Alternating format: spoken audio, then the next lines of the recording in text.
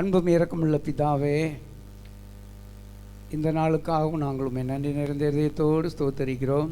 கர்த்தருடைய சமூகத்தில் வந்து கர்த்தரை ஆவியோடு உண்மையோடும் கருத்தோடும் பாடி மகிமைப்படுத்தி கர்த்தருக்காக வாழ தீர்மானிக்கிற எங்களுடைய வாழ்க்கையில் இப்படி அற்புத கரம் நீட்டப்படும்படியாக ஜெபிக்கிறோம். இப்படி அதிசயம் விளங்கும்படியாக ஜெபிக்கிறோம். இப்படி வார்த்தை எங்களோடு கூட இடைப்படட்டும். கர்த்தருடைய மேலான சத்தியத்தை அறிந்து சத்தியத்துக்கு நாங்கள் கீழ்ப்படிந்து நாங்களும் எங்கள் குடும்பம் ஆசீர்வதிக்கப்பட, நாங்களும் எங்கள் சபை மக்கள் ஆசீர்வதிக்கப்பட நீர் எங்களை வழி நடத்தும்படியாக ஜெபிக்கிறோம். தேவனே, உம்முடைய கிருபையினால் எங்கள் ஒவ்வொருவரையும் நிரப்புங்க. ஒரு மனதின் ஆவியை தாங்க. கேட்கிற ஒவ்வொருவரோடு கூட பேசுங்க. இயேசுவின் நாமத்தில் பிதாவே, ஆமென். Praise the Lord. Hebron AG சபை ஆன்லைன் வியூவர்ஸ் யாவரையும் ஆண்டவராக இயேசுவின் நாமத்தினாலே வரவேற்கிறோம், வாழ்த்துகிறோம். இந்த உயிர்த்தெழுந்த காலை வேளையிலும் எங்களோடு சேர்ந்து ஆராதிக்க வந்திருக்கிறவங்க யாவரையும் ஆண்டவராக இயேசு ஆசீர்வதிப்பராக. எங்களோடு சேர்ந்து ஒரு சில பாடல்களை பாடி நீங்களும் ஆண்டவரை மகிமைப்படுத்துங்கள். சங்கீதக்காரன் இப்படியாக சொல்கிறான், கர்த்தரை நான் எக்காலமும் ஸ்தோத்தரிப்பேன், அவர் துதி எப்பொழுதும் என் வாயில் இருக்கும் என்று. இந்த காலை வேளையிலும் கூட நாம் தேவனுக்கே மகிமை, தெய்வத்துக்கே மகிமை என்கிற பாடலை பாடி அவருடைய நாமத்தை மகிமைப்படுத்துவோம்.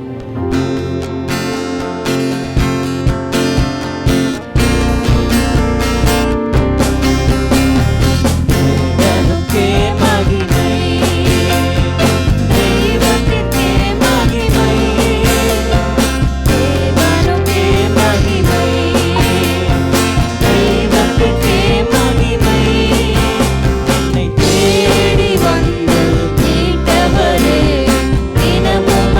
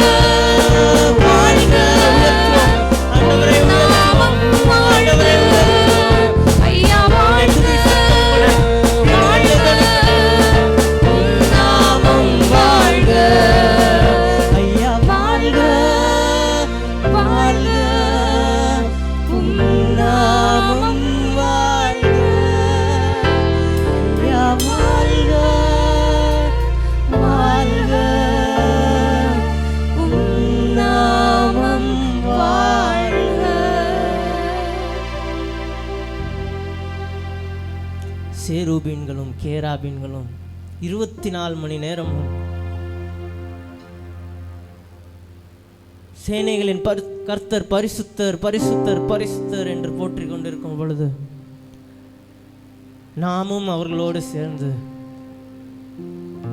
ஆண்டவரே நீர் வாழ்க, கர்த்தாவே நீர் வாழ்க, இயேசுவே நீர் வாழ்க, பரிசுத்த ஆவியானவரே நீர் வாழ்க வாழ்க என்று அவரை வாழ்த்தும் பொழுது அவர் நம்முடைய துதியின் சத்தத்தை கேட்கிறவராக இருக்கிறார். இந்த காலை பொழுதிலும் கூட ஒரு ராஜாதி ராஜாவை நம்ம பார்த்து கொண்டிருக்கிறோம். அவரை சேவிக்கும் பொழுது ராஜாவே நீர் வாழ்க என்று தான் பொதுவாக வாழ்த்துவாங்க. அதே போல நாமும் ராஜாவே நீர் வாழ்க எல்லாரும் சொல்லாமா? ராஜாவே நீர் வாழ்க. அடி வயிற்றிலிருந்து வருகிற அந்த வாழ்த்துதல் இருக்குது பார்த்தீங்களா? அதை ஆண்டவர் அங்கீகரிக்கிறவராக இருக்கிறார். இன்னும் ஒரு விசை ஐயா வாழ்க என்று பாடுவோம். ஐயா வாழ்க வாழ்க, உம் நாமம் வாழ்க, ஐயா வாழ்க வாழ்க, உம் நாமம் வாழ்க. ராஜாவே உம்மை வாழ்த்துகிறோம், வணங்குகிறோம் தகப்பனே.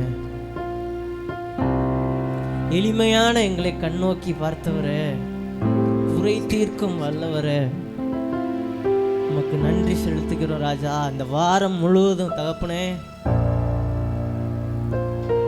எங்களை கண்மணி போல பாதுகாத்தீர், எங்களை போஷித்தீர், எங்களை உடுத்துவித்தீர் ராஜா. உம்மை துதிக்கிறோம், உம்மை துதிக்கிறோம் அப்பா.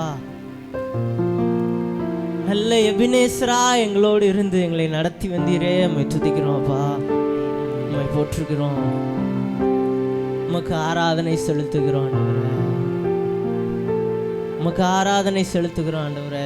எஃப் மைனர் எபினேசரே உமக்கு ஆராதனை செலுத்துகிறோம் ஆண்டவரே. எங்கள் துணையாளரே உமக்கு ஆராதனை செலுத்துகிறோம். உங்க அன்பை எங்களால் மறக்க முடியாது தகப்பனே. நீர் பாராட்டுகிற அப்பா உம்முடைய கிருபை எங்களால் மறக்க முடியாது ஆண்டவரே. உம்முடைய பாதத்தில் மண்டிட்டு எங்களை தாழ்த்துகிறோம் அப்பா. இந்த பாடலை எங்களோடு சேர்ந்து பாடி ஆண்டவருடைய பாதத்தில் நாம் ஒப்பு கொடுக்க போகிறோம். மறப்பேனோ உமது அன்பை நான், மறப்பேனோ உமது அன்பை, மண்டிடுவேன் உம் பாதத்திலே, மண்டிடுவேன் உம் பாதத்திலே. எபினேசரே ஆராதனை, என் துணையாளரே ஆராதனை. எபினேசரே ஆராதனை, என்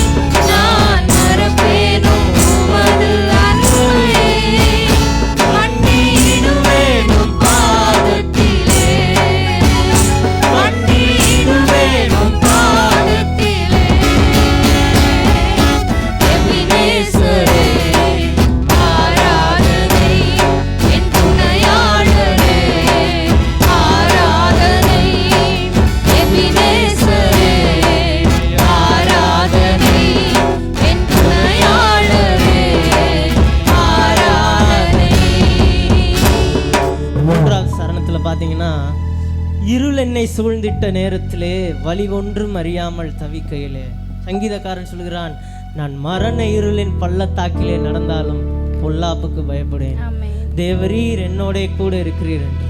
எத்தனை நாள் நம்ம கதறி இருப்போம், எல்லாரோட கதறலுமாவே இருந்திருக்கும். இந்த மறந்தீரோ என்று நான் அழுதேனையா. எத்தனையோ முறை நம்ம ஆண்டவரே நீங்க என்னை மறந்துட்டீங்களா, நான் கூப்பிடுறது உங்களுக்கு கேக்குதா இல்லையாப்பா என்று சொல்லி எத்தனை முறை நம்ம அவர்கிட்ட அழுதுருப்போம். ஆண்டவர் சொல்லுகிறார், நான் உன்னை மறப்பேனாப்பா. எந்த சூழ்நிலையிலையும் ஆண்டவர் நம்மோடு இருந்து நம்மை அணைத்து செல்ல வல்லவராய் இருக்கிறார். செங்கடலை இரண்டாக பிளந்தவர், அக்கினி மதிலாய் இஸ்ரவேல் ஜனங்களுக்கு முன்பாக சென்றவர், நம்மளுடைய சூழ்நிலையிலும் நம்மோடு இருந்து நம்மை வழிநடத்த அவர் வல்லமை உள்ளவராய் இருக்கிறார். இந்த காலை வேளையிலும் கடைசியாக ஒரு தடவை அவரிடத்தில் ஒப்பு கொடுத்து, இருள் என்னை சூழ்ந்திட்ட நேரத்திலே, பா நான் வழி ஒன்றும் தெரியலப்பா, எந்த பாதையில் செல்லணும்னு எனக்கு ஒன்றும் தெரியல, ஆனால் நீங்கள் இருக்கீன்ற நம்பிக்கையோடு, அப்பா நான் இருக்கிறேன் ராஜா, உங்கள் அன்பை நாங்கள் எப்படி மறப்போம் பா, உம்மிடத்தில் எங்களை தாழ்த்துகிறோம், எங்களை வெறுமையாக்குகிறோம் என்று சொல்லி ஒப்பு கொடுத்து அந்த சரணத்தை பாடும்.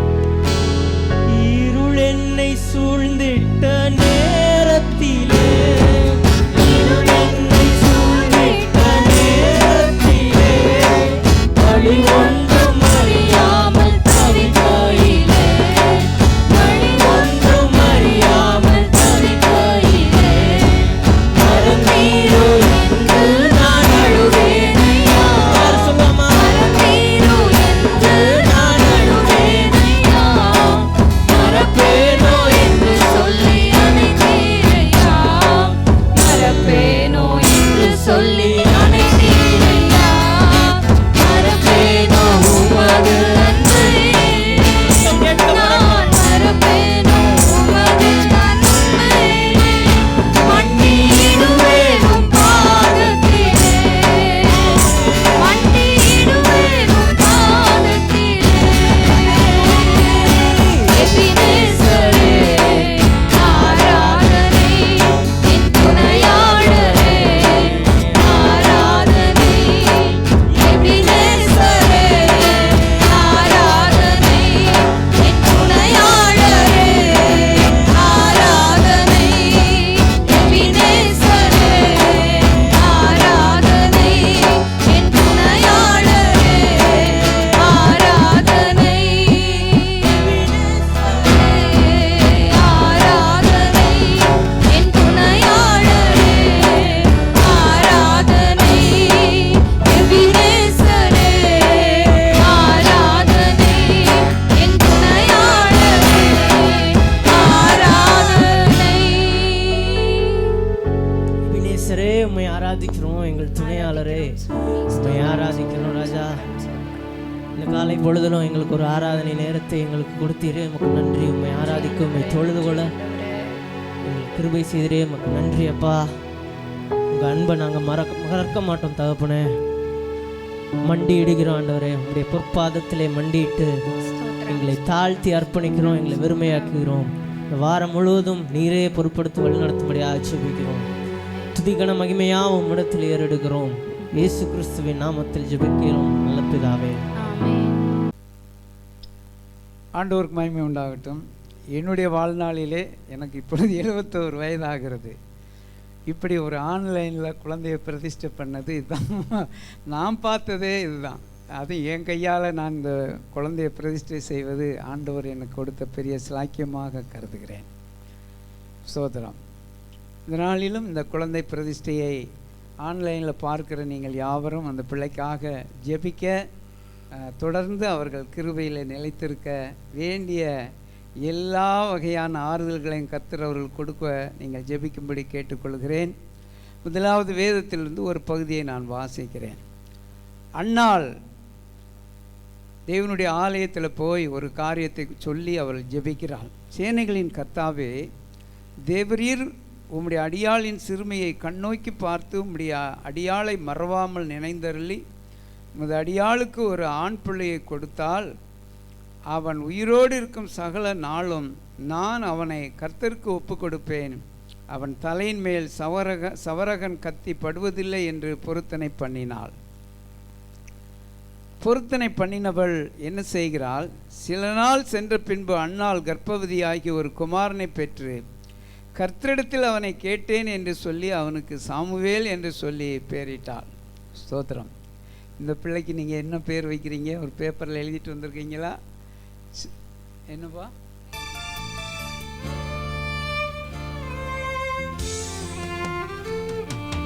பிரகில் அமுதன்.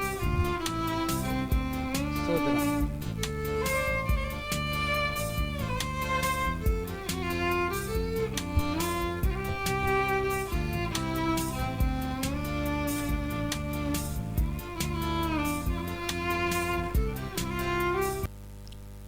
நாம் வாசிக்க கேட்ட வசனத்தின்படி நீர் எனக்கு ஒரு ஆண் பிள்ளையை கொடுத்தால் என்று சொல்லி அன்னாள் ஜெபித்தாள். இந்த பெற்றோர்கள் என்ன சொல்லி ஜெபித்தார்களோ தெரியாது. ஆனால் இன்றைக்கு அவர்கள் என்ன செய்கிறார்கள்? கர்த்தருக்கென்று அவனை படைக்கும்படியாக, அர்ப்பணிக்கும்படியாக, பிரதிஷ்டை செய்யும்படியாக வந்திருக்கிறார்கள். ஆண்டவருடைய பரிசுத்த நாமத்துக்கு மகிமை உண்டாகட்டும்.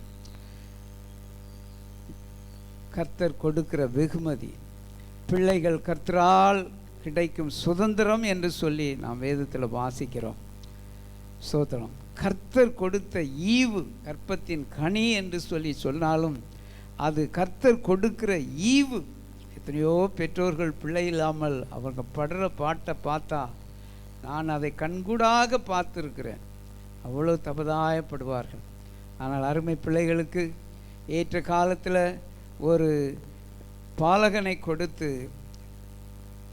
தேவன் ஈவாக கொடுத்த குழந்தைக்காக கர்த்தருக்கு நன்றி செலுத்தும்படியாக வந்திருக்கிறார்கள். ஆண்டவருக்கு மகிமை உண்டாகட்டும். உங்களை பார்த்து ஒரு காரியத்தை கேட்கிறேன். நீங்கள் இந்த குழந்தையை கர்த்தருக்காக பிரதிஷ்டை செய்ய வேண்டும் என்று வந்திருப்பதின் மூலம் கிறிஸ்துவின் மேல் உள்ள உங்கள் விசுவாசத்தை காண்பிக்கின்றீர்கள்.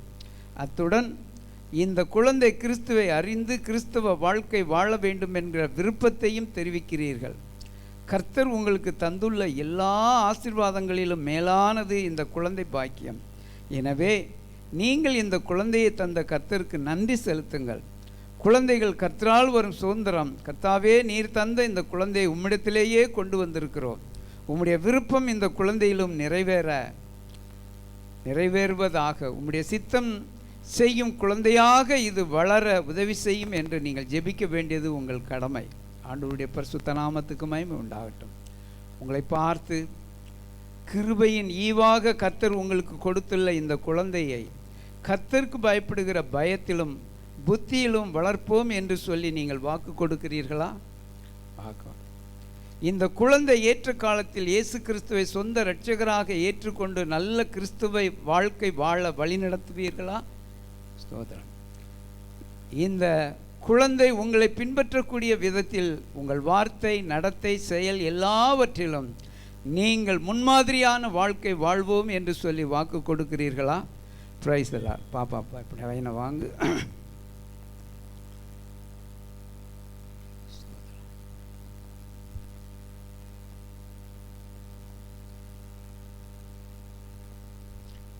அன்புள்ள ஆண்டவரே, பிரகில் அமுதனுக்காக நன்றியோடு துதிக்கிறோம். ஆண்டவரே, இந்த அருமை பெயருக்காக நாங்கள் உமக்கு நன்றி செலுத்துகிறோம். பிதா, குமாரன், பரிசுத்தாவின் நாமத்தினாலே உமக்கென்று பிரதிஷ்டை செய்கிறோம். இந்த குழந்தை ஏற்ற வயதில்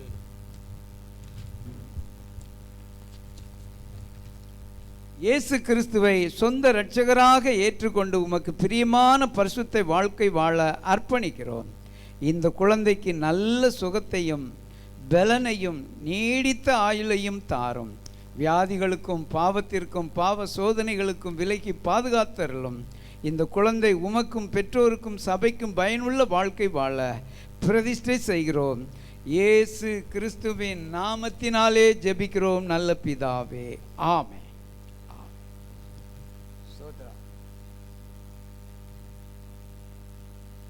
இந்த பிறகில் அமுதனை கர்த்தருக்கேற்ற பயபக்தியிலும் ஞானத்திலும் வளர்க்க உங்களிடத்திலே திரும்ப கொடுக்கிறோம். நீங்கள் இந்த பிள்ளையை பாதுகாப்பீர்களாக. கரங்களை உயர்த்தி ஸ்தோத்திரம் பண்ணுவோமா ஒரு விசை கூட. நல்ல பிதாவே உமக்கு ஸ்தோத்திரம். பிறகில் அமுதனுக்காக ஸ்தோத்திரம் ஆண்டவரே.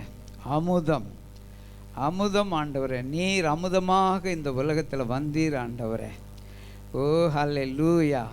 இந்த பாலகன் அவர்களுக்கு அமுதமாகவே இருக்கிற தயவுக்காக ஸ்தோத்திரம். கர்த்தருடைய கிருபை அவனோடு கூட இருக்கட்டும். எல்லா நாளும் எல்லா கிருபையும் எல்லா சகாயமும் பெற்று இவன் நீடூழி வாழ்ந்து கர்த்தருக்கேற்ற பக்தியுள்ள பிரஜையாக வளர்ந்து கனி கொடுக்க உதவி செய்யுங்கப்பா. ஆறுதலின் மகனாக வளரட்டும். தேவ கிருபை அவனோடு கூட இருக்கட்டும். இயேசுவின் நாமத்தில் ஜெபம் கேளும் நல்ல பிதாவே. தேங்க்யூ.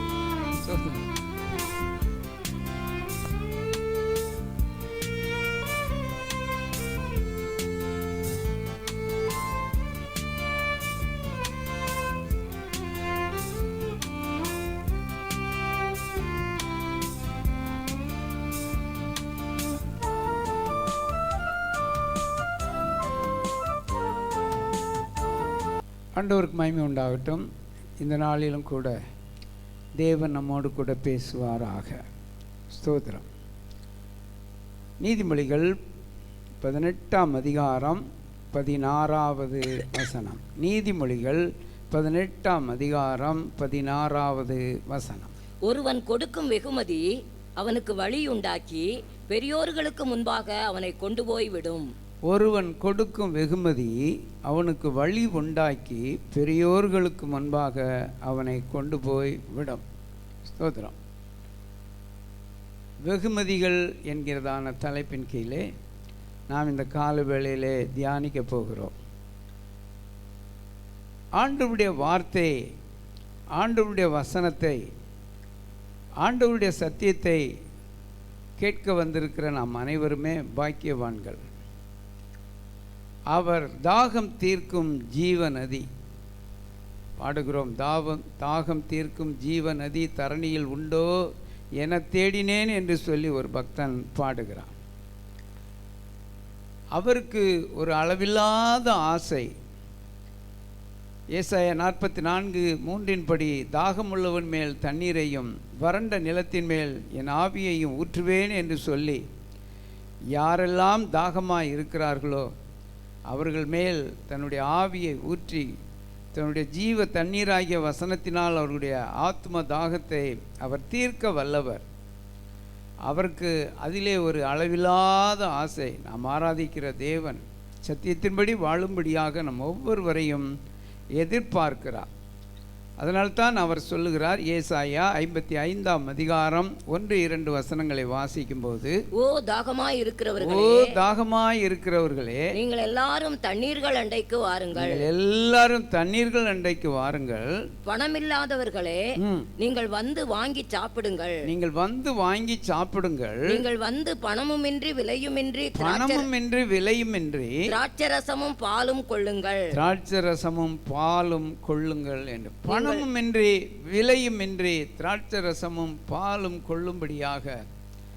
பாருங்கள், உலகத்தில் விலையில்லாத எந்த ஒரு பொருளும் கிடையாது. சோழவந்தானில் ஒரு கடை ஒன்று இருந்துச்சு. அந்த காலத்தில் நான் சொல்கிறது 1970க்கு முந்தின நாட்களில் புழுதி மண்ணை கூட ஒரு பாக்கெட் போட்டு இது புழுதி மண் அப்படின்னு சொல்லி சிலர் வாங்கிட்டு போவாங்களாம். சிரிப்பாக இருக்கிறது அல்லவா? புழுதி மண்ணை கூட விற்கிற உலகம் இது. ஆனால் ஆண்டவர் நமக்கு இலவசமாக ஜீவ தண்ணீரை, பாலும் தேனுமாகிய திராட்சரசமும் பாலும் தேனுமாகிய ஜீவ தண்ணீரை ஆண்டவர் நமக்கு இலவசமாக கொடுக்கிறார். ஸ்தோத்திரம். அது எதன் மூலமாக கொடுக்கிறார்? வேத வசனத்தின் மூலமாக. இந்த வேதத்தின் மூலமாகத்தான் கொடுக்கிறார். ஸ்தோத்திரம். உலகத்திலே எத்தனையோ புத்தகங்கள் உண்டு. ஆனால் வேத வார்த்தைகள் தான் ஜீவனை தரும். அது நம்முடைய ஆத்மாவுக்கு ஒரு நல்ல ஔஷதம். சின்ன வயசில் மஞ்சள் நல்ல ஔஷதம் என்று சொல்லி ஒரு புத்தகத்தில் படித்த ஞாபகம் இருக்கிறது. சின்ன வயசில் மஞ்சள் நல்ல ஔஷதம். இந்த மஞ்சள் போட்டு குளிப்பாட்டினாலே அதில் ஒரு காரியம், குழம்புக்கெல்லாம் மஞ்சள் போடுறாங்க. அது சரீரத்துக்கு மிகுந்த நன்மையை கொடுக்கக்கூடிய ஒன்று. அதை பார்க்கிலும் மஞ்சளை காட்டிலும் அருமையானவர்களே வேத வசனம் ஒரு நல்ல ஔஷதம். தாமஸ் பர்க்லே என்றவர் ஒரு இங்கிலாந்து தேசத்தினுடைய ஒரு பிரபலமான ஒரு அரசியல் சாசன நிபுணர். அவர் சொல்லுகிறார், பைபிள் இஸ் த மேக்னா கார்டிகா. வேதம் ஒரு உரிமை சாசனம். மேக்னா கார்டிகா என்றால் உரிமை சாசனம் என்பது பொருள். ஸ்தோத்திரம். Everyone is subject to the law, even the king, and guarantees the individual the right of. ராஜாவாக இருந்தாலும் சரி, சாதாரண பிரஜைகளாக இருந்தாலும் சரி, படித்தவர்களோ படிக்காதவர்களோ, ஏழையோ திக்கற்றவர்களோ வறியவர்களோ, தேசத்தின் சட்டத்திற்கு முன்பாக அவர்கள் யாவரும் சமம். இது கிபி 1215 ஒரு உரிமை சாசனமாக மேக்னா கார்டிகா என்று சொல்லி ஒரு காரியத்தை சொல்லியிருந்தார்கள். தேவனுடைய பிள்ளைகளை, ஆண்டவர் நமக்கு எழுதி கொடுத்த ஒவ்வொரு வேத வசனமும் நமக்கு ஒரு அரசியல் சாசனம்.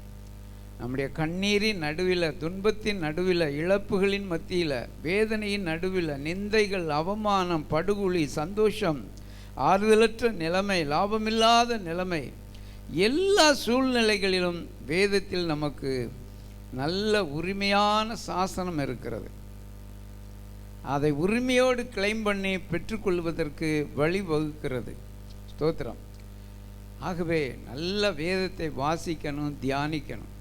ஏன்னா வாசித்தோம், ஒருவன் கொடுக்கும் வெகுமதி அவனுக்கு வழி உண்டாக்கி பெரியோர்களுக்கு முன்பாக அவனை கொண்டு போய் நிறுத்தும் என்று சொல்லி. ஸ்தோத்திரம். அப்போ நம்ம வேதத்தை அதிகமாக தியானிக்க அந்த வேத வசனம் நமக்கு மிகப்பெரிய ஆறுதலை தரும்.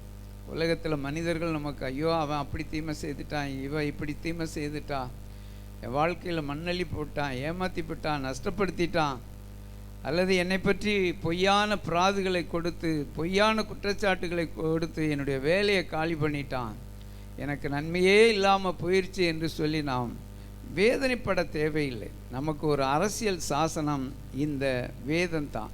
ஸ்தோத்திரம். உலகத்தார் நமக்கு செய்கிற இந்த தவறுகள், தீமைகள், நமக்கு எதிராக கிரியை செய்கிற ஒவ்வொரு காரியங்களும் ஒரு கப்பு தண்ணீர் போல தான்.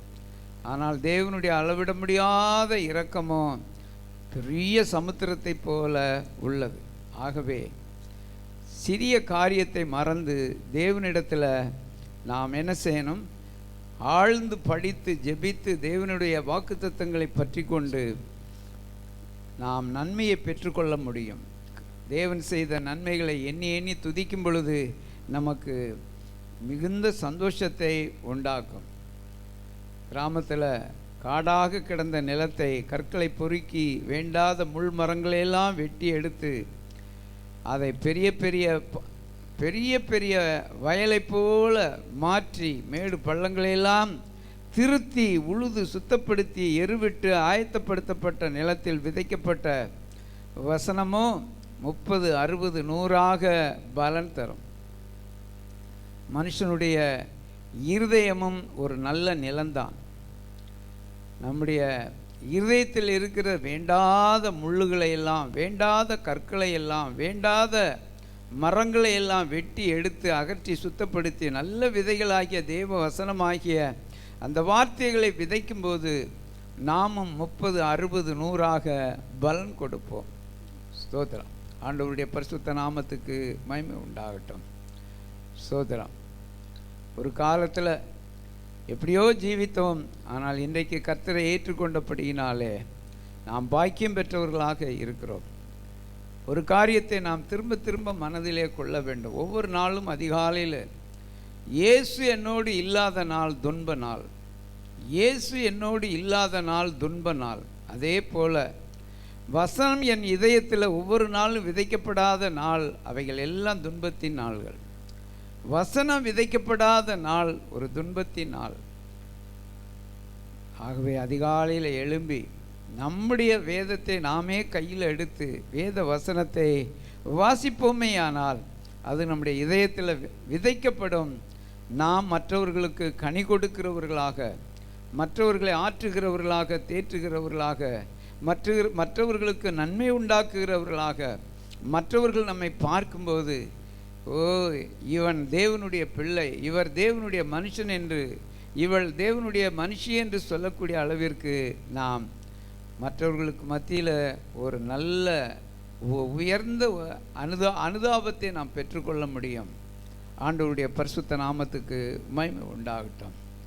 ஒருவன் கொடுக்கும் வெகுமதி அவனுக்கு வழி உண்டாக்கி பெரியோர்களுக்கு முன்பாக அவனை கொண்டு செல்லும்.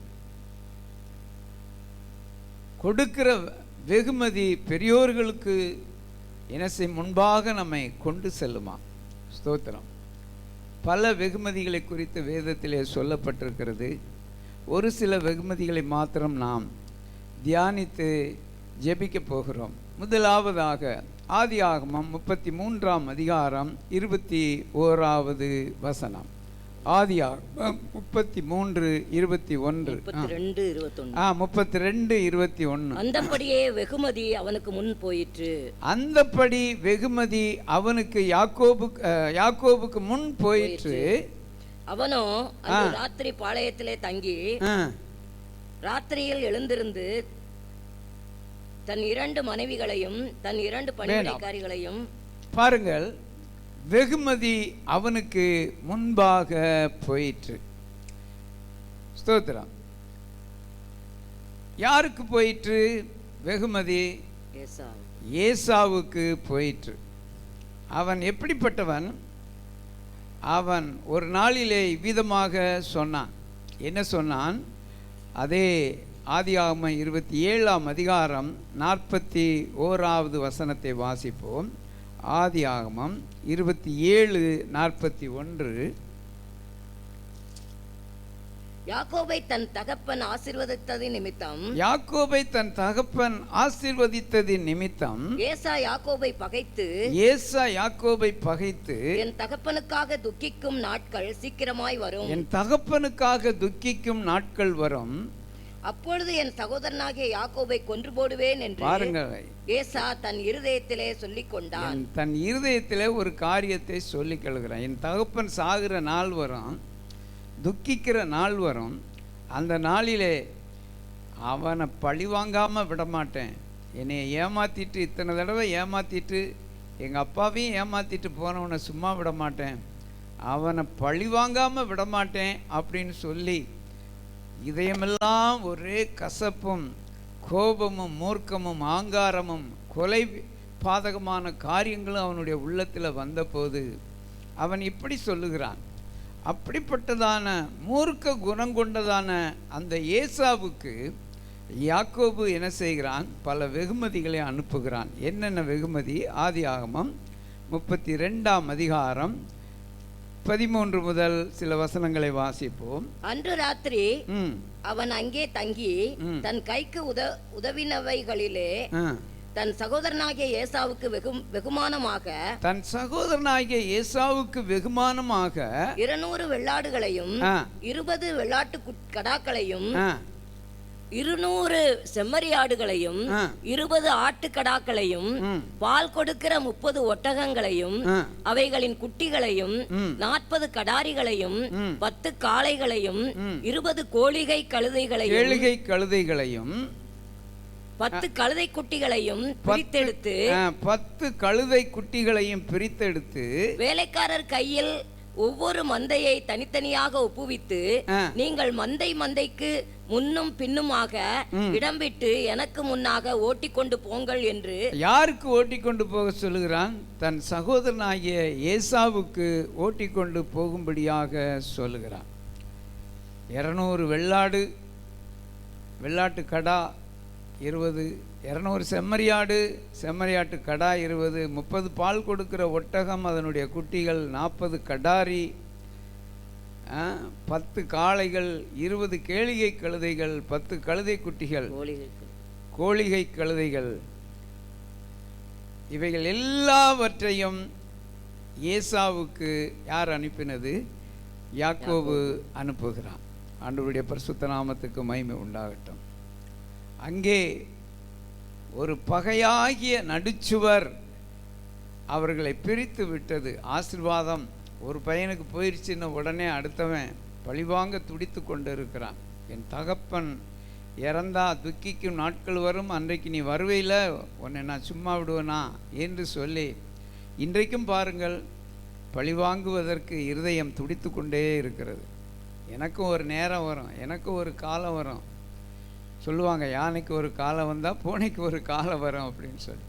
நான் விடுவனாக்கும் உன்னைய, என்னை எப்படி கேவலப்படுத்தினே அதே மாதிரி உன்னை கேவலப்படுத்தாமல் விடமாட்டேன்னு சொல்லக்கூடிய உலகத்தில் தான் இருக்கோம். சோதரம். இதே வேளையில்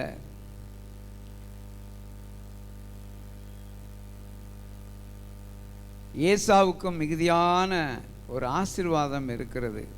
ஆதியாகமம் 33:8-9 வாசிக்கும்போது, ஆதியாகமம் 33:8, அப்பொழுது அவன், எனக்கு எதிர்கொண்டு வந்த அந்த மந்தையெல்லாம் என்னத்துக்கு என்றான். அதற்கு அவன், என் ஆண்டவனுடைய கண்களில் எனக்கு தயவு கிடைக்கிறதற்கு என்றான். போதும், என் ஆண்டவனுடைய கண்களில் எனக்கு தயவு கிடைப்பதற்கு. அப்ப தயவுக்கு பெரியோர்களுடைய கண்கள், மூத்தவர் தானே, எப்படி இருந்தாலும் 8 குத்துக்கு இளையம் தான். ஒரு நிமிஷத்துக்கு பிந்தி பிறந்தாலும் சரி, ஒரு நிமிஷம் முந்தி பிறந்தாலும் சரி, தம்பி தான். அங்கே ஆண்டவனுடைய கண்களிலே தயவு கிடைப்பதற்கு அவன் இப்படிப்பட்டதான வெகுமானங்களை என்ன செய்தான்? கொடுத்தான் என்று சொல்லி வாசிக்கிறோம். யாக்கோபு வாக்குத்தத்தத்தின்படி ஆசீர்வதிக்கப்பட்டவன். ஆனால் ஏசாவு உலகத்தின்படி, உலக கூட்டத்தின்படி. இன்றைக்கு இப்படிப்பட்ட 2 கூட்டத்தை நாம் பார்க்கிறோம். உலகத்தாருக்கு எவ்வளவு ஆஸ்தி, ஐஸ்வர்யம், செல்வம், செல்வாக்கு, பதவி, பட்டம், மேன்மையான காரியங்கள் இருந்தாலும் கூட, எவ்வளவு காரியங்கள் இருந்தாலும் கூட அவர்களுக்குள்ள ஒரு மன ஆறுதல் இல்லை, சமாதானம் இல்லை. திருநெல்வேலியில் இருட்டுக்கடை அல்வான்னு சொல்லி ஒரு ஐயா சமீபத்தில் கொரோனாவில் தூக்கு போட்டு செத்து போயிட்டார் பாருங்க. அது அந்த அல்வா ரொம்ப ஃபேமஸ் ஆனது. ஆனால் அவங்க வீட்டில் இருக்கிற எல்லாருக்கும் சர்க்கரை வியாதி. என்ன பரிதாபம். ஸ்தோத்திரம். ஒரு நிம்மதி இல்லை. ஏசாவுக்கு எவ்வளவு ஆஸ்திகள் இருந்தாலும் சரி, யாக்கோபுக்கு எவ்வளவு ஆஸ்திகள் இருந்தாலும் சரி, ஒரு ரெஸ்ட்லெஸ் லைஃப் தான். ஒரு ரெஸ்ட்லெஸ் லைஃப், அமைதியற்ற ஒரு வாழ்க்கை, அமைதியற்ற ஒரு வாழ்க்கை. அது எப்படி இருக்கும்? ஸ்தோத்திரம். எவ்வளவுதான் முன்னேறினாலும் இன்றைக்கும் பாருங்கள், உலகத்தில் மீனவ சமுதாயத்தினர் வாழக்கூடிய அந்த குப்பங்களிலே இந்த குப்பத்துக்காரங்களும் அந்த குப்பத்துக்காரங்களும் அடித்து தீ வச்சு மண்டையை உடைச்சி கொலை செய்து கடலுக்குள்ளே போட்டு தள்ளிடுறாங்க. கிராமத்துக்கு கிராமம் பகை, பட்டணத்துக்கு பட்டணம் பகை. வாங்க, தமிழ்நாட்டில் இப்போ மதுரையை 2வது தலைநகரமாக்கணும்னு ஒருத்தர் துவக்கி வச்சார். அங்கே திருச்சியை இன்னொருத்தர் தலைநகராக்கணும்னு சொல்லி இப்படி துவக்கி வச்சுட்டார். இப்படி பாரு, ஒரு காரியம் துவங்கும் போதே தங்களுக்கு தங்களுக்கு தங்களுக்கு உலக பிரகாரமாக என்னதான் அவர்கள் ஆசீர்வதிக்கப்பட்டாலும் அவர்களிடத்தில் அன்பு இல்லை. அவர்கள் பொருளாதாரத்தில் உயர்ந்திருக்கிறார்கள் உண்மைதான், ஆனால் அமைதல் இல்லை, பாசம் இல்லை, நேசம் இல்லை, பகை, காழ்ப்புணர்ச்சி. காயின் முதற்கொண்டு இதுவரைக்கும் சகிப்புத்தன்மையே இல்லை. ஆபேலுடைய காணிக்கை அங்கீகரிக்கப்பட்ட பொழுது காயினால் சகித்து கொள்ள முடியவில்லை, அவனை கொன்று போட்டான் என்று சொல்லி வேதத்தில் நாம் வாசிக்கிறோம். ஆனால் இங்கே இப்படிப்பட்டதான கொடூர பகையை மனதிலே வைத்து கொண்டிருந்த அண்ணனை சமாளிக்க வேணுமென்றால் அவன் என்ன செய்யணும்? ஒரு காரியத்தை செய்தான். அதை தீர்க்கதரிசியாகிய ஓசியா தான் அதை எழுதி வைத்திருக்கிறார். வாசிப்போம். ஓசியா 12ஆம் அதிகாரம் 4வது வசனம். யாக்கோபு தூதனானவரோட போராடி மேற்கொண்டான். அவன் எல்லாவற்றையும் அப்புறப்படுத்தி விட்டு ஜெபிக்கிறான். தூதனானவரோடு போராடி மேற்கொண்டான். அழுது அவரை நோக்கி கெஞ்சினான். அழுது கெஞ்சினான். பாருங்கள், ஆண்டவர் நம்மிடத்தில் இப்படிப்பட்ட வெகுமதிகளினால் நாம் ஆண்டவரை திருப்திப்படுத்த முடியாது. தேவனுக்கு ஏற்கும் பலிகள் நொறுங்குண்ட ஆவிதான். தேவனே நொறுங்குண்டதும் நறுங்குண்டதுமான இருதயத்தை நீர் புறக்கணீர் என்று சொல்லப்பட்டபடி அவர் நொறுங்குண்ட இருதயத்தை பார்க்க அவன் அழுது கெஞ்சினான், அழுது கெஞ்சினான். அப்பொழுதுதான் கர்த்தர் அவனுக்கு வெளிப்படுத்துகிறார், நீ அவனை சமாதானப்படுத்த இன்னென்னபடி அவனுக்கு செய். ஏனென்றால் ஆடுகளின் பெருக்கத்தின் போது கர்த்தர் அவனுக்கு சொப்பனத்திலே இப்படிப்பட்ட காரியத்தை காட்டி அவனுடைய ஆடுகள் பெருகும்படியாக, ஏராளமாக அதை பலமுள்ள ஆடுகளாக வளரும்படியாக கர்த்தர் கொடுத்த திட்டத்தின்படியே அவன் அங்கே தன்னுடைய ஆசீர்வாதத்தை பெருக்கி கொண்டான். இப்பொழுது அண்ணனிடத்தில்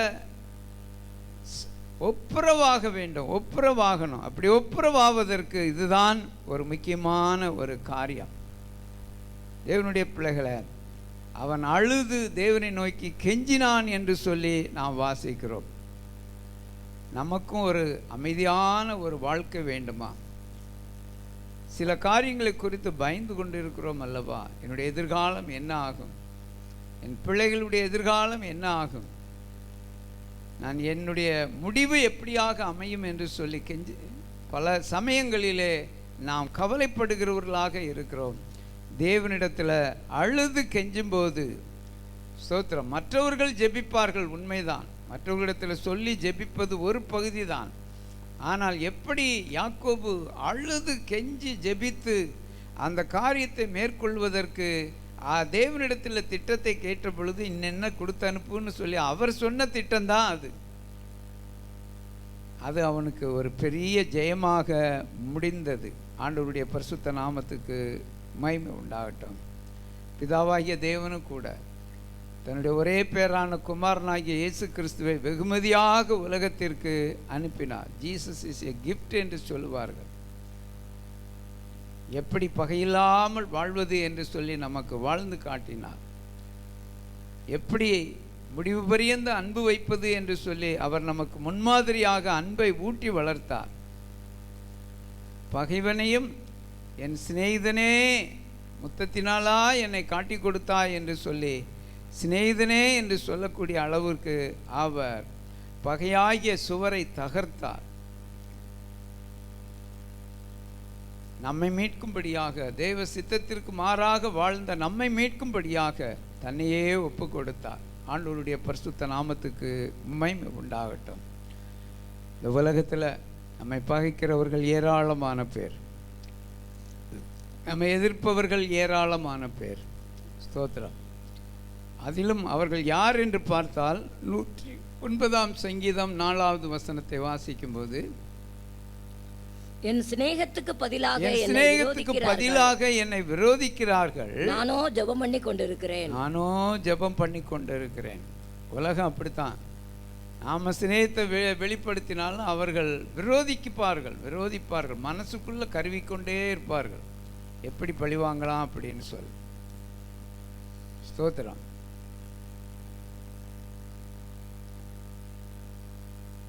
அப்படித்தான் நம்முடைய முதல் இரத்த சாட்சியாகிய ஸ்தேவானை பார்த்து பல்லை கடித்து நர என்று கடித்து அவனுக்கு என்ன செய்தார்கள் நாம் வாசிப்போமே. ஆனால் அப்போஸ்தலர் 7ஆம் அதிகாரம் 59-60 வாசிக்கும்போது, அப்போஸ்தலர் 7:59-60, அப்பொழுது கர்த்தராகிய இயேசுவே என் ஆவியை ஏற்றுக்கொள்ளும் என்று ஸ்தேவான் தொழுது கொள்ளுகையில் அவனை கல்லெறிந்தார்கள். கல்லெறியும் பொழுது கர்த்தராகிய இயேசுவே என்னை ஏற்றுக்கொள்ளும் என்று சொல்லி அவன் ஜெபிக்கிறான். அடுத்து அவனோ முழங்கால் படியிட்டு ஆண்டவரே இவர்கள் மேல் இந்த பாவத்தை சுமத்தாதிரும் என்று சொல்லி மிகுந்த சத்தமிட்டு சொன்னான். இப்படி சொல்லி நித்திரை அடைந்தான். அப்போ ஸ்தேவானுக்குள்ள அந்த கல்லெறிய காட்டிலும் தேவனோடு ஐக்கியப்படுவது அவனுக்கு பிரியமாய் இருந்தது. அவன் சரீரத்தில் பட்ட வேதனைகள், வாதைகள், அடி, ஒவ்வொரு எலும்பெலும்பாக முறியும் பொழுது, இரத்தம் சொட்ட அவன் ஜீவன் பிரியும் பொழுது கூட தேவனை நோக்கி ஜெபிக்கிறவனாக இருந்தான். ஸ்தோத்திரம். ஆண்டவருடைய பரிசுத்த நாமத்துக்கு மகிமை உண்டாகட்டும். நம்முடைய வாழ்க்கையில் கூட வகையாக நின்ற அந்த தடுப்பு சுவரை தீர்ப்பதற்கு ஆண்டவருக்கு முன்பாக ஜெபம் ஒரு நல்ல கருவி. ஜெபம். யாக்கோபு அழுது கெஞ்சி பிரார்த்தித்தான், அழுது கெஞ்சி ஜெபித்தான். கர்த்தர் அவனுக்கு விடுதலை கொடுத்தார். ஸ்தோத்திரம். எபேசியர் 2ஆம் அதிகாரம் 14 முதல் 16 வரைக்கும் வாசிக்கும்போது, எபேசியர் 2:14 முதல் 16 வரைக்கும், எப்படியெனில் அவரே நம்முடைய சமாதான காரணராகி இரு திறத்தாரையும்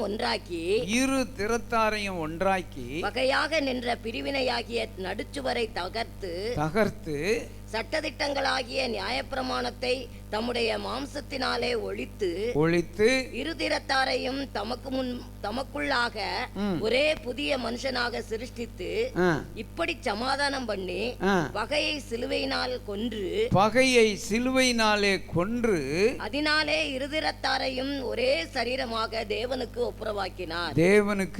ஒப்புரவாக்கினார். இரு திறத்தாரையும் ஒன்றாக்கி பகையாக நின்ற பிரிவினையாகிய நடுச்சுவரை தகர்த்து சட்ட திட்டங்களாகிய நியாயப்பிரமாணத்தை தம்முடைய மாம்சத்தினாலே ஒழித்து, சட்ட திட்டங்களாகிய நியாயப்பிரமாணத்தை தம்முடைய மாம்சத்தினாலே ஒழித்து என்று சொல்லப்பட்டிருக்கிறது. அவர் தன்னை பலியாக ஒப்பு கொடுக்கும் பொழுது சட்ட திட்டங்கள் நியாயப்பிரமாணங்கள் எல்லாம் பறந்து போயிடும். எல்லாத்தையும் பிதாவாகிய தேவன் எண்ணாதிருப்பார். அதுக்கு அர்த்தம் என்ன தெரியுமா? உங்கள் பாவங்கள் சிவேர் என்று இருந்தாலும், அது இரத்தாம்பர சிவப்பாக இருந்தாலும் பஞ்சை போல வெண்மையாகும் என்று சொல்லப்பட்டதனுடைய காரியம், நம்முடைய பாவங்கள் அவ்வளவுதான் இருந்தாலும் அதவே அப்படியே ஒயிட்டாக பேப்பராக மாறினா எப்படி இருக்கும் அது மாதிரி, அல்லது அந்த பேப்பரவே அந்த ரெக்கார்டவே அவர் கிழிச்சு எடுத்துடுறாரு. இல்லை, இவங்க பாவம் செய்யலை, என்னுடைய இரத்தத்தினாலே கழுவப்பட்ட பரிசுத்தவான்கள் என்று சொல்லிக்கொள்ளக்கூடிய அளவிற்கு கர்த்தர், அதுதான் சொல்லப்பட்டிருக்கிறது. சட்ட திட்டங்களாகிய நியாயப்பிரமாணத்தை தம்முடைய மாம்சத்தினாலே ஒழித்து ஆண்டவர் இரு திறத்தாரையும் ஒன்றாக்கினார் என்று சொல்லி வாசிக்கிறோம். ஆண்டவருடைய பரிசுத்த நாமத்துக்கு மகிமை உண்டாகட்டும். பிதாவாகிய தேவன் தம்முடைய ஒரே பேரான குமாரனை நமக்காக ஒரு கிஃப்டாக, தேவன் தம்முடைய ஒரே பேரான குமாரனை விசுவாசிக்கிறவன் எவனோ அவன் கெட்டு போகாமல் நித்திய ஜீவனை அடையும்படிக்கு அவரையே தந்தள்ளி இவ்வளவாய் உலகத்தில் அன்பு கூர்ந்தார். பெரிய கிஃப்ட். இயேசு கிறிஸ்து நமக்கு ஒரு பெரிய கிஃப்ட். அவர் வந்தபடியினாலே சட்ட திட்டங்களாகிய அந்த நியாயப்பிரமாணங்கள் எல்லாம் தூள் தூளாக மாறிடுச்சு. தம்முடைய மாம்சத்தினாலே ஒழித்து விட்டார். இரு திறத்தாரையும் தேவனையும் நம்மையும் ஒன்றாக்கி விட்டார். ஸ்தோத்திரம். ஒருவன் கொடுக்கும் வெகுமதி அவனுக்கு வழி உண்டாக்கி பெரியோர்களுக்கு முன்பாக கொண்டு போய் சேர்க்கும். இயேசு கிறிஸ்து தன்னுடைய ஜீவனை, தன்னுடைய இரத்தத்தை, தன்னுடைய ஆவியை நமக்காக கொடுத்தபடியினாலே ஒரு பெரிய ஒப்புரவாக்குதலின் காரியம் நடந்தது. எப்படி யாக்கோபுக்கும் ஏசாவுக்கும் ஒப்புரவாக இத்தனை ஆடுகள், இத்தனை ஒட்டகங்கள், இத்தனை மாடுகள், இத்தனை கடாரிகள் என்று சொல்லி ஏறத்தாழ எத்தனையோ கோடிக்கணக்கான ரூபாய் பெருமானம் உள்ள சொத்தை அவன் கொடுக்கிறான். ஆனால் பிதாவாகிய தேவனோ தம்முடைய சொந்த குமாரனையை கொடுத்து நம் மீது அன்பு கூர்ந்தான். இரண்டாவதாக வாசிப்போம். ஸ்தோத்திரம். தேவனை மறக்க செய்யும் ஒரு வெகுமதி. 2 ராஜாக்கள் 20ஆம் அதிகாரம் 12-13 வசனங்கள். அக்காலத்திலே பலாதானின் குமாரனாகிய பலாதான் என்னும் பாபிலோனின் ராஜா எசேக்கியா வியாதிப்பட்டு இருக்கிறதை கேட்டு அவனிடத்துக்கு நிருபங்களையும் வெகுமானத்தையும் அனுப்பினான். எசேக்கியா அவர்களை அங்கீகரித்து பின்பு அவர்களுக்கு தன் பொக்கிஷ சாலை அனைத்தையும், வெள்ளியையும் பொன்னையும் கந்தவர்க்கங்களையும் நல்ல பரிமள தைலத்தையும் தன் ஆயுத சாலை அனைத்தையும் தன் பொக்கிஷ சாலைகளில் உள்ள எல்லாவற்றையும் காண்பித்தான். தன் அரமனையிலும் தன் ராஜ்யத்தில் எங்கும் எசேக்கியா அவர்களுக்கு காண்பியாத பொருள் ஒன்றும் இல்லை. இங்கே பார்க்கிறோம், பலாதானின் குமாரனாகிய பெரோதாக் பலாதான் என்னும் பாபிலோனின் ராஜா எசேக்கியா வியாதிப்பட்டிருக்கிறதை கேட்டு அவனிடத்தில் நிருபங்களையும் வெகுமானத்தையும் அனுப்பினான். பொதுவாகவே பகையாளி குடியை உறவாடி கெடு அப்படின்ற மாதிரி எசேக்கியா வியாதிப்பட்ட பொழுது இவன் வெகுமானங்களையும் நிருபங்களையும் அனுப்புகிறான். வெகுமானத்தை பார்த்த உடனே இவ்வளோ பெரிய ராஜா எனக்கு எவ்வளோ பெரிய காரியத்தை செய்துட்டாரு, எவ்வளோ பெரிய காரியத்தை செய்துட்டார் அடே அப்பா என்று சொல்லி அதில் இருக்கிற சூட்சுமத்தை அவன் உணராத படிக்கு அவன் என்ன செய்கிறான், தன் பொக்கிஷ சாலை அனைத்தையும், வெள்ளியையும் பொன்னையும் கந்தவர்க்கங்களையும் நல்ல பரிமள தைலத்தையும் தன் ஆயுத சாலை அனைத்தையும் தன் பொக்கிஷ சாலைகளில் உள்ள எல்லாவற்றையும் காண்பித்தான். தன் அரண்மனையிலே அவர்களுக்கு காண்பியாதது ஒன்றுமே இல்லை என்று சொல்லி அதில் எழுதப்பட்டிருக்கிறது.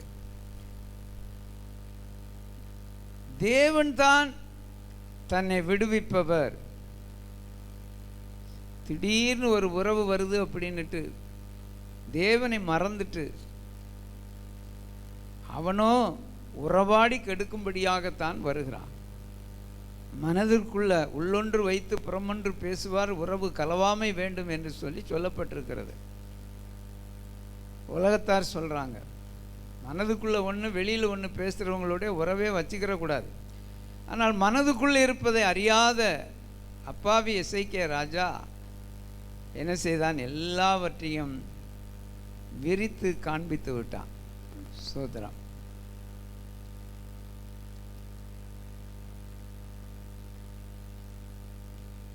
அவன் தேவனை மறந்துவிட்டு கொடுத்த வெகுமானங்கள் மேல் அவனுடைய கண்ணோட்டம் போய்விட்டது. ஒரு காலத்திலே அசீரிய ராஜாவாகிய சனகரிப்பு படையோடு வந்த பொழுது தேவனிடத்தில், தேவனுடைய சமூகத்தில் போய் என்ன செய்தான், ஜெபித்தவன். வாசிப்போம் 2 ராஜாக்கள் 19, 15, 16, 19. கர்த்தரை நோக்கி, கேருபீன்களின் மத்தியில் வாசம் பண்ணுகிற இஸ்ரவேலின் தேவனாகிய கர்த்தாவே, நீர் ஒருவரே பூமியின் ராஜ்யங்களுக்கெல்லாம் தேவனானவர். நீர் வானத்தையும் பூமியையும் உண்டாக்கினீர். கர்த்தாவே, உமது செவியை சாய்த்து கேளும். உமது செவியை சாய்த்து கேளும். கர்த்தாவே, நீர் உமது கண்களை திறந்து பாரும். செவியை சாய்த்து கேளும், கண்களை திறந்து பாரும். சனகரிப் ஜீவனுள்ள தேவனை நிந்திக்கும்படிக்கு சொல்லி அனுப்பின வார்த்தைகளை கேளும். சனகரிப் ஜீவனுள்ள தேவனை நிந்திக்கும்படிக்கு சொல்லி அனுப்பின வார்த்தைகளை கேளும் என்று சொல்லி ஜெபித்தவன் தான் இந்த எசேக்கியா ராஜா. கர்த்தர் அவனுடைய ஜெபத்தை கேட்டு என்ன செய்கிறார், 35வது வசனத்தில் நான் வாசிக்கும்போது 35வது வசனம், அன்று ராத்திரியில் சம்பவித்தது என்னவென்றால் கர்த்தருடைய தூதன் புறப்பட்டு அசிரியரின் பாளையத்தில் 185,000 பேரை சங்கரித்தான். பாருங்க, அசீரியரின் பாளையத்தில் 185,000 பேரை சங்கரித்தான் என்று சொல்லி வாசிக்கிறோம். அது மாத்திரமல்ல, இந்த எசேக்கியா ராஜா 14 நாட்கள் பஸ்காவை ஆசரித்து காட்டினவன். 14 நாட்கள். அவன் வியாதிப்பட்ட பொழுது 15 வருஷம் அவனுக்கு கூட்டி கொடுக்கிறார். அவனுக்கு தெய்வீக சுகம் உண்டாகிறது. தேவனுடைய பிள்ளைகளை, இப்பொழுதோ அவன் என்ன செய்கிறான், தன் ஆலயத்தை, தன்னுடைய அரண்மனையை திறந்து திறந்து திறந்து காட்டுகிறான். பிற்பாடு அவனுக்கு அது வேதனையாய்த்தான் போய்விடுகிறது. ஸ்தோத்திரம். நம்முடைய வாழ்க்கையிலும் கூட எந்த ஒரு ஆசீர்வாதம் வந்தாலும் கூட தேவன்தான் பெரியவர், தேவன்தான் உயர்ந்தவர். யாராக இருந்தாலும் சரி. சரி, நமக்கு ஒரு பல வருஷம் குழந்தை இல்லை, குழந்தையை கர்த்தர் தருகிறார் என்றால் குழந்தையை கொடுத்த தேவன்தான் பெரியவரே அல்லாமல் அந்த குழந்தை பெருசு இல்லை. ஸ்தோத்திரம். இன்றைக்கு அநேகர் அப்படித்தான் என்ன செய்கிறார்கள், ஆசீர்வாதத்தை மாத்திரம் தெரிந்து கொண்டு ஆசீர்வதித்தவரை விட்டு விடுகிறார்கள். அது அவர்களுக்கு என்ன செய்து கொஞ்ச காலத்திலே அவர்கள் தேவனை விட்டு விலகி போகிறார்கள். அது வேதனையாக முடிந்து விடுகிறது. நேற்றைக்கு காலையில் கூட ஆன்லைனில் செய்யும்போது ஒரு காரியம், கர்த்தர் உங்களை ஆசீர்வதித்து உங்களை காக்க கடவர் என்று சொல்லப்பட்டிருக்கிறது. கர்த்தர் உன்னை ஆசீர்வதித்து உன்னை காக்க கடவர். ஆசீர்வாதம் மாத்திரம் போதாது, இந்த ஆசீர்வாதத்தோட கர்த்தருடைய பாதுகாப்பு வேணும். கர்த்தருடைய பாதுகாப்பு வேணும். ஆசீர்வாதம் கிடச்சிருச்சுன்னு சொல்லி ஆசீர்வாதத்தை மாத்திரம் கண்ணுக்குள்ளே வச்சு அதற்காக அதையே நீங்கள் எண்ணி தியானித்து கொண்டிருப்பீர்களே, ஆனால் நீங்கள் ஏமாற்றப்பட்டு விடுவீர்கள். எனக்கும் என் பிள்ளைகளுக்கும் இப்படிப்பட்ட ஆசீர்வாதத்தை நீர் தந்தீரே என்று சொல்லி ஆண்டவரை நாம் மகிமைப்படுத்த கடமைப்பட்டவர்களாக இருக்கிறோம். ஆண்டவருடைய பரிசுத்த நாமத்துக்கு மகிமை உண்டாகட்டும். தேவனுடைய பிள்ளைகளை, சாலமோன் ஆசீர்வதிக்கப்பட்டான். அவனுக்கு கடற்கரை மணலத்தனையான ஞானம் வந்தது. அவன் கேளாத ஐஸ்வர்யமும் மகிமையும் கனமும் வந்தது. அவனை போல ஒரு ஆசீர்வதிக்கப்பட்ட ராஜா முன்னும் இருந்ததில்லை, பின்னும் இருந்ததில்லை. ஆனால் அவனுடைய முடிவு பார்த்தீர்களா? 700 மனைவிகள், 300 மறுமனையாட்டிகள் என்று சொல்லி எவ்வளவு ஒரு பின்மாற்றத்திற்குள்ளாக அவர்கள் அவனை வலிவி போக பண்ணினார்கள் என்று சொல்லப்பட்டிருக்கிறது. ஆண்டவருடைய பரிசுத்த நாமத்துக்கு மகிமை உண்டாகட்டும். ஸ்தோத்திரம். தேவனுடைய கிருபை நம்மை சந்திக்கும்போது நாம் தேவனுக்கு மகிமையும் கனத்தையும் கொடுக்கிறவர்களாக இருக்கணும். மூன்றாவதாக 1 ராஜாக்கள்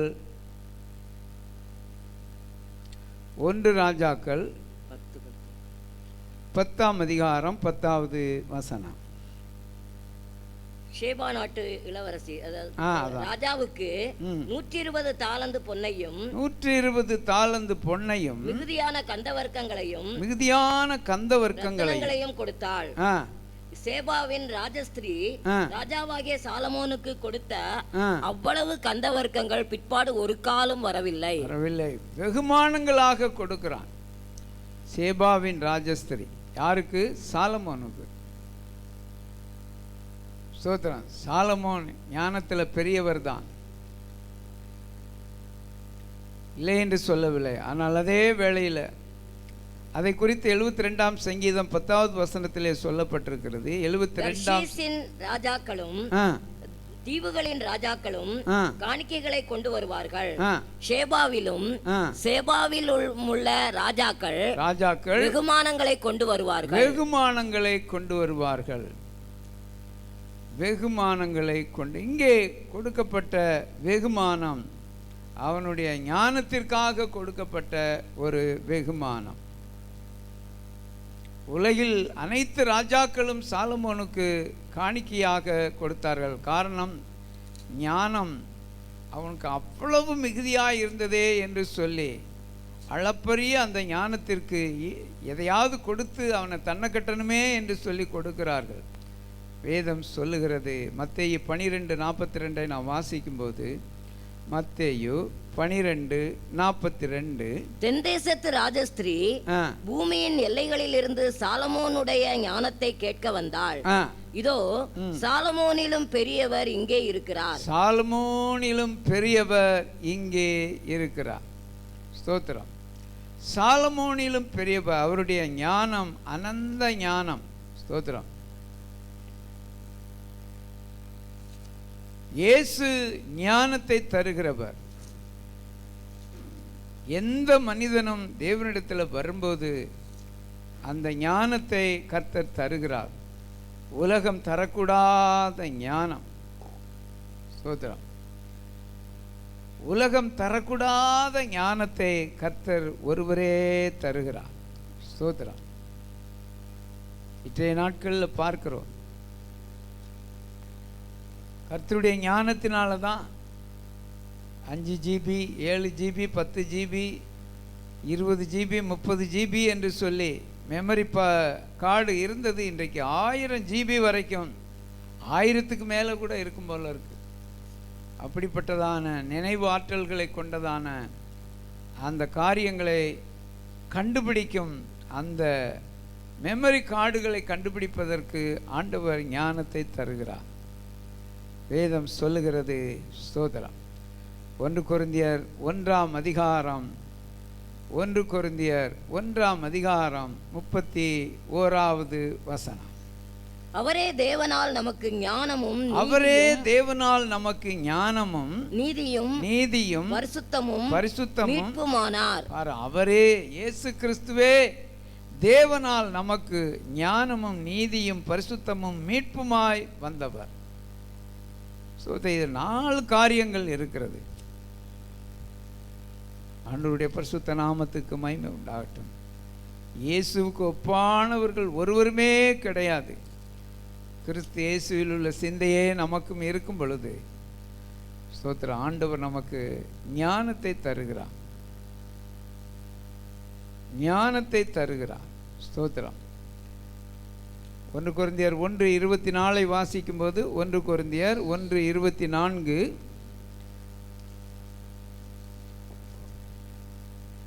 ஆகிலும் யூதரானாலும் கிரேக்கரானாலும் எவர்கள் அழைக்கப்பட்டு இருக்கிறார்களோ அவர்களுக்கு கிறிஸ்து தேவ பலனும் தேவ ஞானமுமாய் இருக்கிறார். அழைக்கப்பட்டவர்களுக்கு தேவன், அதாவது கிறிஸ்து அவர்களுக்கு தேவ ஞானமுமாக தேவ பலனும் தேவ ஞானமுமாய் இருக்கிறார். அதுதான் ஒரு பெரிய ஒரு பலன், தேவ பலன், தேவ ஞானம். நம்ம எவ்வளோ படித்த எம்ஏ, எம்எஸ்சி, எம்ஃபில், பிஹெச்டி, எத்தனை டாக்டரேட் வாங்கினாலும் தேவ பலனுக்கு ஒப்பானது ஒன்றும் இருக்க முடியாது. தேவ ஞானத்திற்கு ஒப்பானது ஒன்றுமே இருக்க முடியாது. ஆண்டவருடைய பரிசுத்த நாமத்துக்கு மகிமை உண்டாகட்டும். ஞானம் என்று சொல்லப்படுவது 2 வகையில் சொல்லப்பட்டிருக்கிறது. ஒன்று, பரத்திலிருந்து இறங்கி வருகிற ஞானம். யாக்கோபின் நிருபம் 3ஆம் அதிகாரம் 17வது வசனத்தை வாசிக்கும் போது, பரத்திலிருந்து வருகிற ஞானமோ முதலாவது சுத்தமுள்ளதாயும், பாருங்க, தேவன் கொடுப்பது சுத்தமுள்ளதாயும், பின்பு சமாதானமும் சாந்தமும் சாந்தம் இருக்கும், அதுக்கடுத்து இணக்கமுள்ளதாய் இருக்கும், இரக்கத்தாலும் நற்கனிகளாலும் நிறைந்ததாயும் பட்சபாதம் இல்லாததாயும் மாயமற்றதாயும் இருக்கிறது. பார்த்தீர்களா? தேவன் கொடுக்கிற பரத்திலிருந்து கொடுக்கிறது பட்சபாதம் இல்லாத ஞானம். எவ்வளவு அருமையான காரியம். தேவனுடைய பிள்ளைகளை, இந்த கால வேளையில் நீங்கள் எதை விரும்புகிறீர்கள்? அங்கே சேபா தேசத்து ராஜஸ்திரீ சாலமோனுக்கு பொன்னை கொண்டு வந்து கொட்டுகிறாள், தங்கத்தை கொண்டு வந்து கொட்டுகிறாள். காரணம், அவருடைய ஞானத்தை அறிந்ததினாலே. ஆனால் சாலமோனிலும் பெரியவராகிய கர்த்தர் கொடுப்பது இந்த பரத்திலிருந்து கொடுக்கிற ஞானம் இருக்கிறது அல்லவா? எவ்வளவு நல்லது. மறுபடியும் அந்த வசனத்தை வாசிப்போம். பரத்திலிருந்து வருகிற ஞானமோ முதலாவது சுத்தமுள்ளதாயும் பின்பு சமாதானமும் சாந்தமும் இணக்கமும் உள்ளதாயும் இரக்கத்தாலும் நற்கனிகளாலும் நிறைந்ததாயும் பட்சபாதம் இல்லாததாயும் மாயமற்றதாயும் இருக்கிறது. ஆனால் உலக ஞானம் அல்லது லௌகீக ஞானம் என்று ஒன்று இருக்கிறது. லௌகீக ஞானம் வாசிப்போம். யாக்கோபு 3:14 வாசிக்கும்போது, யாக்கோபு 3:14 வாசிக்கும்போது, உங்கள் இருதயத்திலே கசப்பான வைராக்கியம், இதெல்லாம் லௌகீக ஞானம். கசப்பான வைராக்கியம், விரோதத்தையும் வைத்தீர்களானால் நீங்கள் பெருமை பாராட்டாதிருங்கள், சத்தியத்திற்கு விரோதமாய் பொய் சொல்லாமலும் இருங்கள். பொய் சொல்லு கசப்பான வைராக்கியம், விரோதம், பெருமை, பொய் சொல்லுதல், வைராக்கியம், கலகம், சகல துர்ச்செய்கைகளும் அதிலே இருக்கும் என்று சொல்லப்பட்டிருக்கிறது. அப்படிப்பட்ட காரியங்கள் இருக்கிறதுனால தான் ஜனங்கள் என்ன செய்கிறார்கள்? வழி தப்பி போகிறார்கள். நல்ல நாள் பார்க்குறாங்க, கெட்ட நாள் பார்க்குறாங்க, ராகு காலம், யமகண்டம், ஐயோ என்னென்ன காரியங்கள் எல்லாம் செய்ய முடியுமோ அப்படியெல்லாம் செய்கிறாங்க. ஸ்தோத்திரம். சகுனம் பார்க்குறாங்க, நாய் போனா, பூனை போனா, மயில் போனா, அல்லது வெள்ளை உடுப்பு போட்டவங்க போனா, என்னென்னமோ பார்க்குறாங்க. என்னென்னமோ ராகு கேது ஜோசியா நட்சத்திரம் இதெல்லாம் பார்க்குறாங்க. நமக்கு பரத்துக்கேற்ற ஞானத்தை கர்த்தர் தருகிறவராக இருக்கிறார். ஆண்டவருடைய பரிசுத்த நாமத்துக்கு மகிமை உண்டாகட்டும். சபையின் மூலமாகவும் நமக்கு ஞானம் கிட்டுகிறது. ஒருவன் ஞானத்தில் குறைவுள்ளவனாய் இருந்தால் யாவருக்கும் சம்பூர்ணமாய் கொடுக்கிறவரும் ஒருவரையும் கடிந்து கொள்ளாதவருமாகிய தேவனிடத்தில் வந்து கேட்க கடவன் என்று சொல்லப்பட்டிருக்கிறது. அது எங்கே வரணும்? சபையில் வந்து தேவனுடைய வார்த்தையை கேட்க கேட்க கேட்க ஞானம் உண்டாகும். அதை குறித்து எபேசியர் 3ஆம் அதிகாரம் 10 முதல் 11 வசனங்களை வாசிப்போம். உன்னதங்களில் உள்ள துரைத்தனங்களுக்கும் அதிகாரங்களுக்கும் அவருடைய அனந்த ஞானமானது, பாருங்கள் அங்கே அவருடைய அனந்த ஞானமானது சபையின் மூலமாய் இப்பொழுது தெரிய வரும் பொருட்டாக, சபையின் மூலம் இப்பொழுது உங்களுக்கு வெளிப்படுத்தப்படும். போதும் பாருங்கள், சபையின் மூலம், அதாவது உன்னதங்களில் உள்ள துரைத்தனம் அதிகாரம் இவைகளை எல்லாம் எப்படி நாம் மேற்கொள்ளணும், எப்படி டேக்கிள் பண்ணணும் என்பதை குறித்து தேவ சமூகத்தில் வரும்போது பொறுமையை குறித்து, தாழ்மையை குறித்து, சமயத்துக்கேற்ற ஞானத்தை குறித்து எல்லாம் கற்றுக் கொடுக்கும்போது தேவன் அவைகள் மூலமாக நம்மோடு இடைப்படுவார். ஆண்டவருடைய பரிசுத்த நாமத்துக்கு மகிமை உண்டாகட்டும். ஸ்தோத்திரம். நம்முடைய எல்லா சபையில் வந்து கேட்க கேட்க கேட்க நம்முடைய வாழ்க்கையில் இருக்கிற குணங்கள்லாம் மாறும். எப்படி மோசே பூமியில் உள்ள மனுஷர்களிலெல்லாம் சாந்த குணம் உள்ளவன் தான். ஆனால் கோபம் வந்தால் ஒரு எகிப்தியனை கொன்று மண்ணில் புதைச்சிருவான். அவன் கையில் 10 நியாயப்பிரமாணத்தை கொடுக்கணும், 10 கட்டளைகளை கொடுக்கணும்னு நினைச்ச தேவன் அவனை உருவாக்குவதற்காக 40 வருஷம் வனாந்தரத்தில் பயிற்றுவித்தார். பொறுமைசாலியாக மாறினான், சாந்த குணமுள்ளவனாக மாறினான். அதுதான் ஒரு பெரிய காரியம். ஆண்டவருடைய பரிசுத்த நாமத்துக்கு மகிமை உண்டாகட்டும். கால வேளையிலும் கூட இப்படிப்பட்ட வல்லமையுள்ள ஞானத்தை, கிருபையை ஆண்டவர் நமக்கு தந்து நடத்தும்படியாக நாம் எல்லாரும் ஜெபிப்போம். ஸ்தோத்திரம். ஒருவன் கொடுக்கும் வெகுமதி அவனுக்கு வழி உண்டாக்கி என்ன செய்யுமாம்? அவனுக்கு வழி உண்டாக்கி பெரியோர்களுக்கு முன்பாக கொண்டு செல்லும் என்று சொல்லி எழுதப்பட்டிருக்கிறது. ஸ்தோத்திரம், ஸ்தோத்திரம், ஸ்தோத்திரம், ஸ்தோத்திரம். ஆண்டவருடைய பரிசுத்த நாமத்துக்கு மகிமை உண்டாகட்டும். ஸ்தோத்திரம். ஒரு பாடலை பாடி ஸ்தோத்திரம். எங்களை வாழ வைக்க வெண்கல சர்ப்பமானே என்கிறதான பாடலை பாடுவோம். எங்களை வாழ வைக்க ஒப்பு கொடுத்தீர் ஐயா.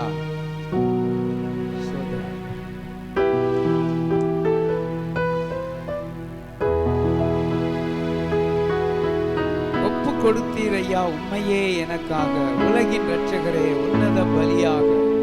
எங்களை வாழ வைக்க வெண்கல சர்ப்பமானீர், நோக்கி பார்த்ததினால் பிழைத்து கொண்டோம் ஐயா என்கிறதான பாடலை பாடுவோம். எங்களை வாழ வைக்க வெண்கல சர்ப்பமானி, எங்களை வாழ வைக்க